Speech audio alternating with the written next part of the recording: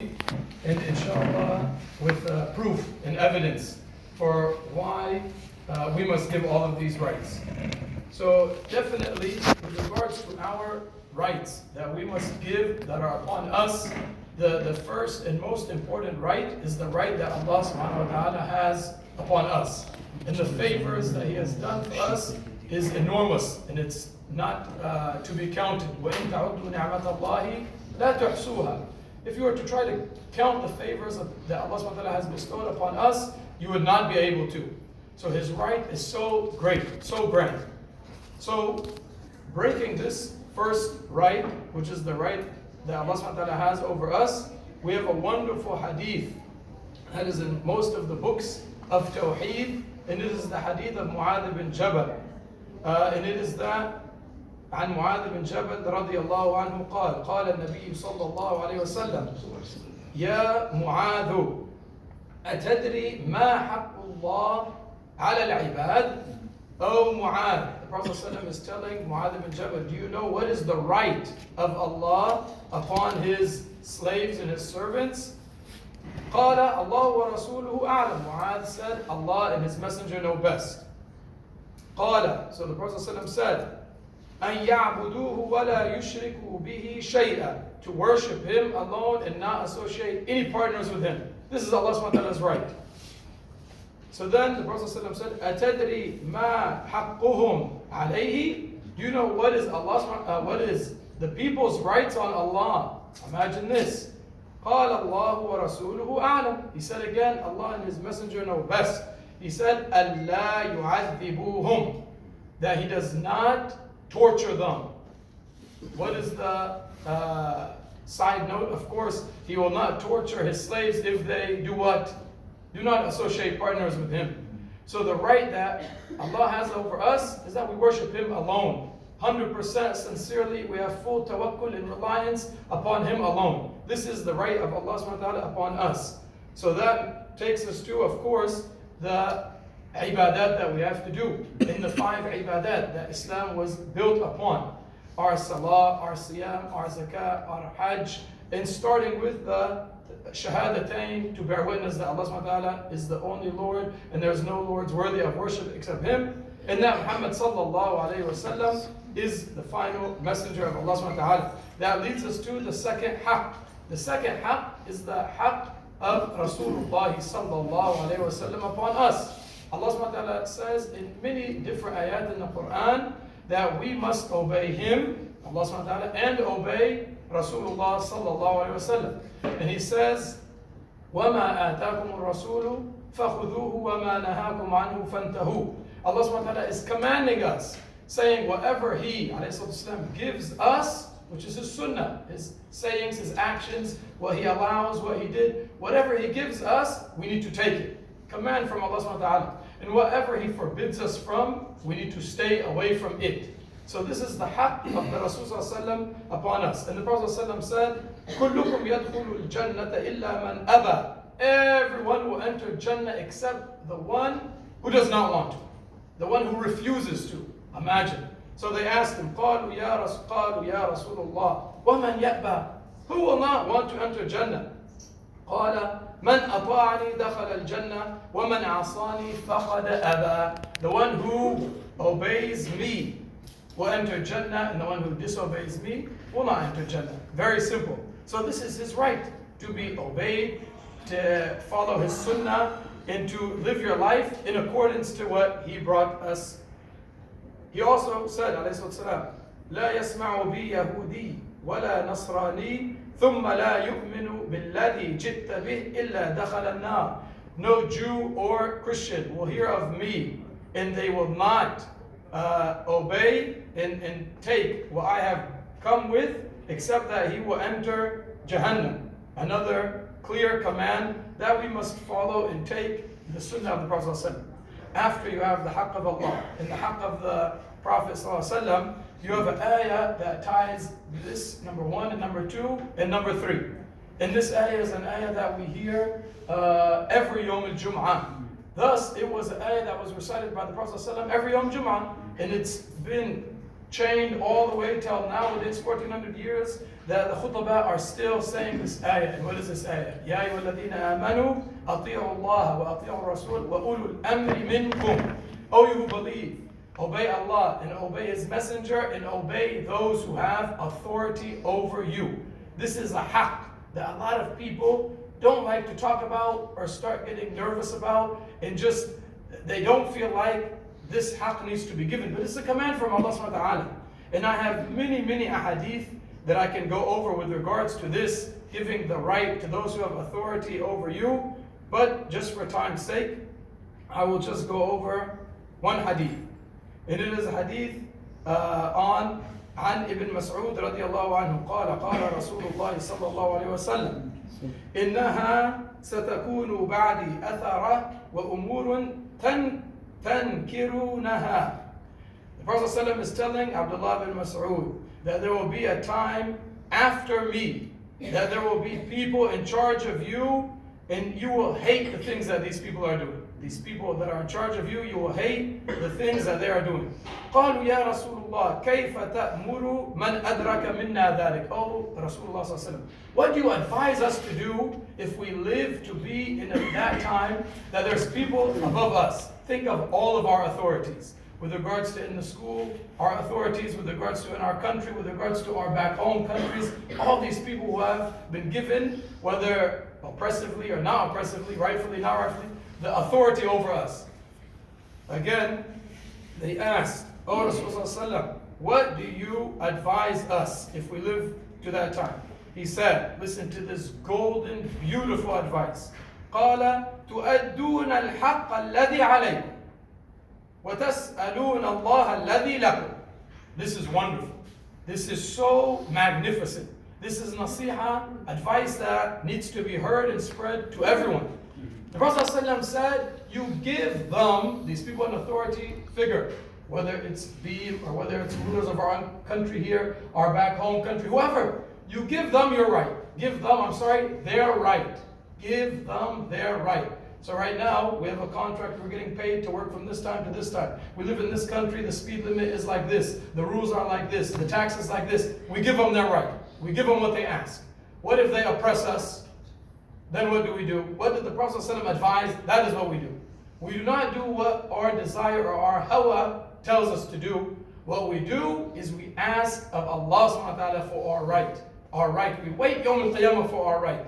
So many discussions, unbelievable, but so many discussions, if I hear them, I'm sure you all hear them as well. Go on in the school about the school is not paying me my right, and the school is taking this, and this person here, and in my country the authorities are taking the right, and it's talk, and it's as if the people want their right now in the dunya.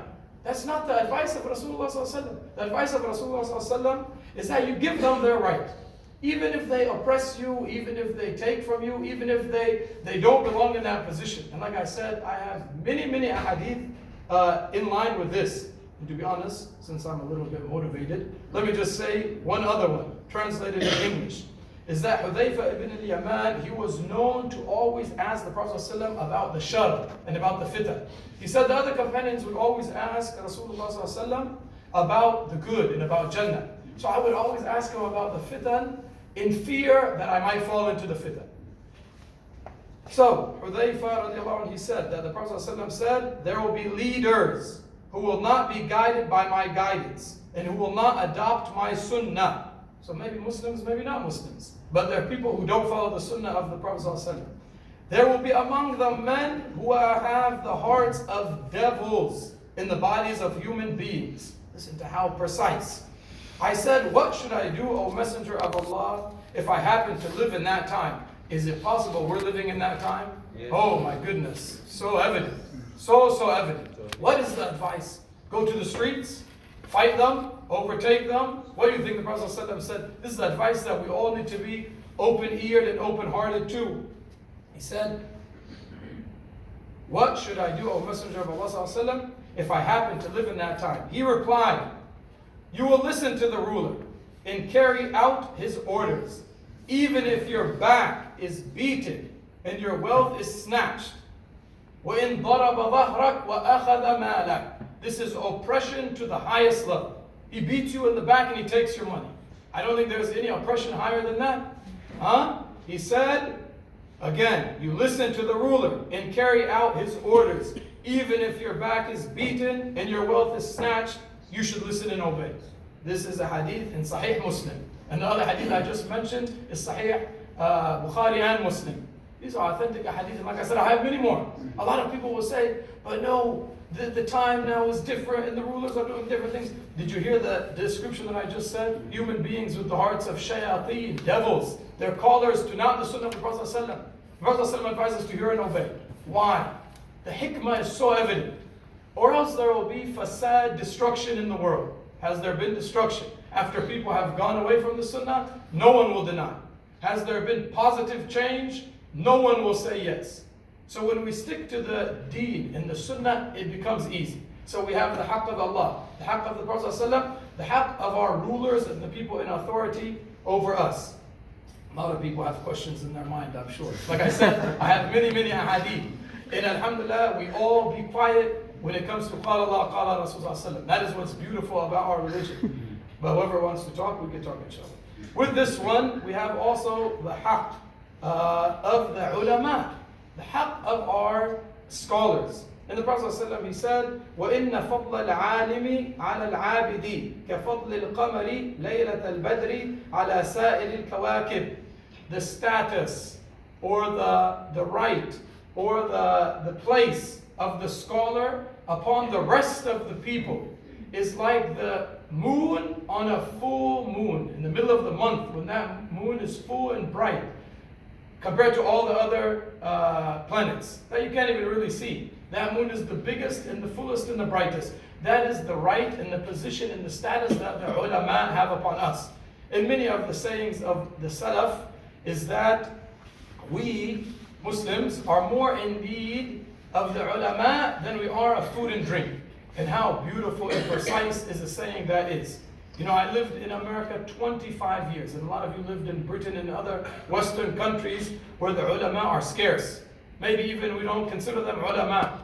And man, we would eat and drink very easily over there, having no problem. But to find the proper fatwa, so difficult. And you live your life always in doubt. Am I eating things that are halal? Is my money halal? Is where I'm living halal? Is this halal? Is the bank halal? We don't even know. We're more in need of the ilm of the ulama than we are of food and drink. And this is a big ni'mah that we have that a lot of people do not realize. Wallahu musta'an. After that, we have the right of our parents, specifically, of course, our mothers and our fathers, and many ayat in the Quran about this. I will just mention one. That Allah subhanahu wa ta'ala says in Surah Al-Isra, وَقَضَى رَبُّكَ أَلَّا تَعْبُدُوا إِلَّا إِيَّاهُ وَبِالْوَالِدَيْنِ إِحْسَانًا. This is a grand ayah. That Allah subhanahu wa ta'ala, He's proclaiming that you worship none other than Him. And right after He says, and with your parents, have good treatment. Right after, this is a command from Allah, right after Tawheed and having to believe in the oneness of Allah, is that you have good treatment to your parents. Of course, the other hadith is very known when the man came to the Prophet ﷺ and he said, who has more favor upon me for my good companionship? And he said, your mother. He said, then who? He said, your mother. He said, then who? He said, your mother.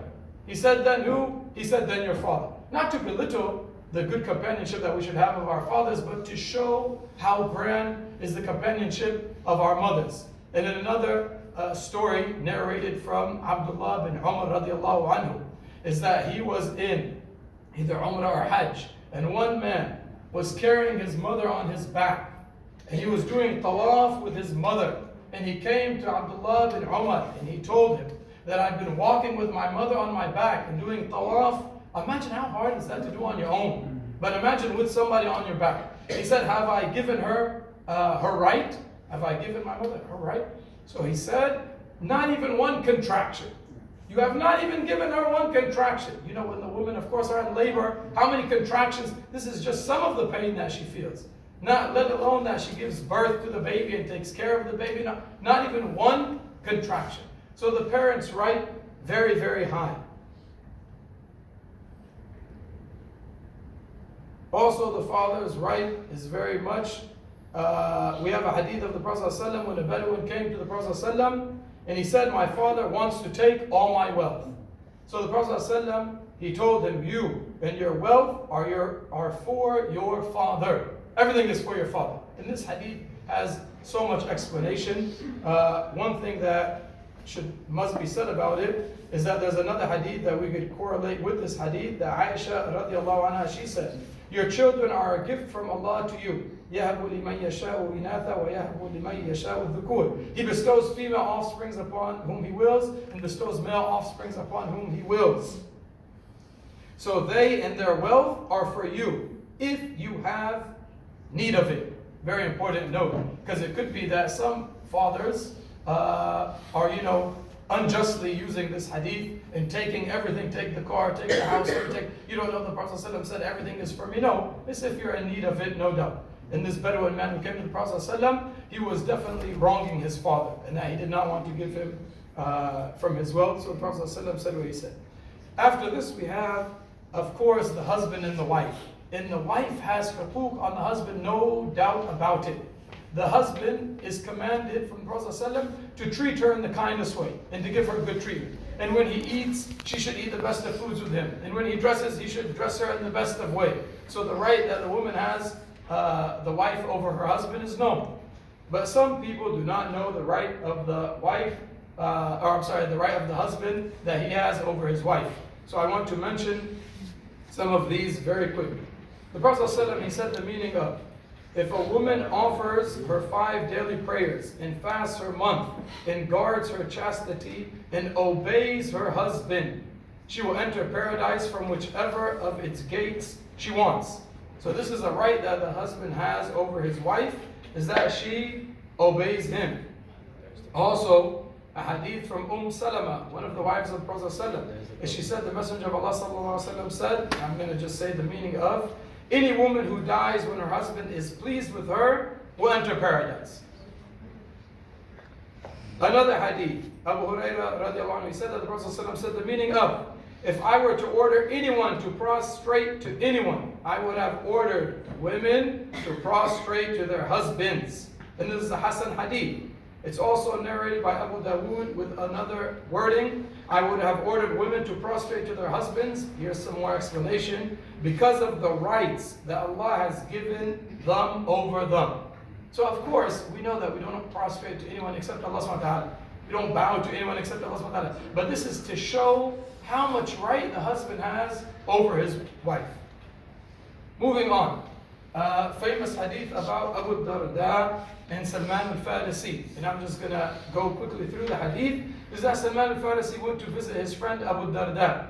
And when he came to his house, he found the wife of Abu Darda at the door. And she was in an unkept manner.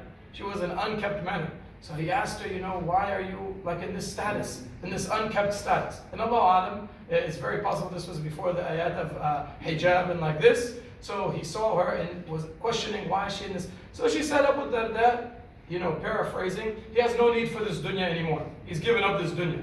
So thus he has forgotten about her as well. He has no care about her, how she keeps herself and like this. So the story goes on that he stayed with Abu Darda. And he was going to his house and he was going to eat with him. So Abu Darda offered the food to Salman al-Farisi, and Salman told him, why aren't you eating with me? He said, I'm fasting. So Abu Darda told him, Salman al-Farisi told him, no, then I will not eat. So then Abu Darda said, okay, then I will break my fast and eat with you. And then he was going to stay over the night, Salman al-Farisi. So he realized they were resting, and Abu Darda got up very early, in the earliest stages of the night, to pray Qiyamul Layl. Nothing wrong with this, and nothing wrong with fasting as well. So Salman al-Farisi told him, go back to sleep. So he was surprised, but he went back to sleep. Then later, Salman al-Farisi woke him up, and he told him, now we could get up to pray. So this kind of had Abu Darda confused. He's doing ibadat, he's in line with the sunnah, he's not doing any problems. So Salman al-Farisi, he told him this famous line. He said, Inna li rabbika alayka haq, wa li nafsika alayka haq, وَلِأَهْلِكَ عَلَيْكَ حَقٍّ فَأَعْطِ كُلَّ ذِي حَقٍّ حَقُّهُ. Very important. So Abu Darda, he's confused, he's a little bit frustrated. He goes to the Prophet ﷺ after hearing this. The meaning of, verily, your Lord has a right upon you. And your own self, your body, has a right upon you. And your family, specifically your wife, لِأَهْلِكَ عَلَيْكَ حَقٍّ. So give everything and everyone their due right. So when they went to the Prophet ﷺ, the Prophet ﷺ said, Sadaqa Salman. Salman has spoken the truth. So he's concurring what the Prophet ﷺ said. So is this part of the sunnah of the Prophet ﷺ? Of course. What he said, what he did, what he concurred, what he allowed. So this phrase, very, very important. In this order even, is we give Allah His right, but we do not overdo it. Some people, they overdo it. How do you overdo it? I'm going to stay in the masjid from Fajr time to Isha, and I'm going to neglect my wife, I'm going to neglect my kids. This is not the way it is. And expect that the rizq will just come from the sky. Is this true tawakkul? It's not true tawakkul. We stay in line and we follow the sunnah of the Prophet ﷺ in everything we do. And your body has a right as well. And your wife has a right as well. Moving on. The famous hadith, again, I'll just say the meaning of it, just because of time's sake, is that the Prophet ﷺ said that the Muslim has on his Muslim brother now 6 rights. And when I said in the beginning probably that this talk is about the rights of the Muslims, probably this is the thing that came into your mind. This is, definitely a priority, but there's more priorities in order. So this hadith says that the rights of the Muslim upon the other Muslim are 6. The first one being, if you see him or greet him, you greet him with salam. And he should respond to the salam with equal or what's better. If he invites you, then you should respond to his invitation. If he asks you for advice, you should advise him. If he sneezes and says Alhamdulillah, you should respond with Yarhamukallah. And if he becomes sick, you should visit him. And if he dies, you should attend his janazah. Man, these are rights that we learn probably maybe the KG level or grade 1 level. But the reality is, if we really think about it, right now, there's probably a few brothers and sisters that are absent today because they're sick. How many of us even send a message to them or call them? Probably the last thing in our mind is, let me go visit them. Even maybe they're in the hospital and we don't even think about visiting them. And I'll tell you, and for those of us who, alhamdulillah, do practice this, what a beautiful, beautiful thing. When you gather like 3, 4, 5 teachers and you go visit someone who is sick, you see the smile on their face and how happy they are. It's almost as if, they instantly feel like levels better just because you've come to visit them. And when you do this, especially with your fellow teachers, you even feel the brotherhood and the companionship strengthened. Our ummah strengthened. Because al-mu'min lil-mu'min kal-bunyan yashuddu ba'duha ba'd. And then the Prophet ﷺ grasped his fingers when he said this. The believer to the believer is like a building. They support one another. This is related to this hadith. So when someone asks you for advice and you have the knowledge, give them the advice. When someone says salam, I always tell my students, even if we're taking a test, someone sneezes and he says alhamdulillah, respond with yarhamkallah. Supervisor walks in the middle of the test. Don't be mad. If he says assalamu alaikum, respond to his salam. Sahih Sulaiman? No matter how many times he comes, no issue. This is his right. This is what makes our deed so beautiful. But unfortunately, some of us are coming up short in this. إِلَّا مَنْ رَحِمَ اللَّهُ وَلِلَّهِ الْمُشْتَكَى. And I will end with one right that a lot of us maybe also neglect, including myself, but it's so, so important, and you will know why after hearing these 2 ahadith. The Prophet ﷺ said, وَالَّذِي نَفْسِي بِيَدِي لَا يُؤْمِنُ عَبْدًا حَتَّى يُحِبَّ لِجَارِهِ مَا يُحِبَّ لِنَفْسِهِ. This is a hadith that's authentic, Sahih Muslim. Is that he said, no one truly believes, Prophet ﷺ is saying, until he loves for his neighbor what he loves for himself. We know the other hadith, حَتَّى يُحِبُّ لِأَخِيهِ مَا يُحِبُّ لِنَفْسِهِ. Okay, what about his neighbor? None of you truly believe. Listen to this hadith. The Prophet ﷺ, he said, مَا زَالَ جِبْرِيلُ يُوصِينِي بِالْجَاهِ حَتَّى ظَنَنْتُ أَنَّهُ سَيُوَرِّثُهُ. He said, Jibreel alayhi salam kept coming to me and advising me about the right and the status of your neighbor, until I thought that one time he's going to come down and tell me that he's going to inherit from me. This is a huge deal that a lot of us neglect. One woman, she's going to enter Jahannam, and she prays and she fasts and she does all this extra good. Why is she going to enter Jahannam? The Prophet ﷺ said, because of how she slanders and curses and backbites her who? Her neighbor. So the status and the right of our neighbor is huge. In a quick overview now, so I could just wrap up all of these rights in order. The right that Allah subhanahu wa ta'ala has over us, the Prophet ﷺ has over us, the rulers and the people in authority, in combination with also the ulama, our scholars, our parents, the wife and the husband, also the children as well obviously have a right. And then we said the hadith of Abu Darda and Salman al-Farisi, which it has the Lord, His right in your own self. That's the point of why I want to mention that hadith, is that your own body has a right upon you to sleep and to take care of it and all of this good stuff. And then the rights that your Muslim brothers have upon you, and the rights finally that your neighbor has upon you. هذا والله تعالى أعلم وجزاكم الله خيرا سبحانك اللهم وبحمدك أشهد أن لا إله إلا أنت أستغفرك وأتوب إليك.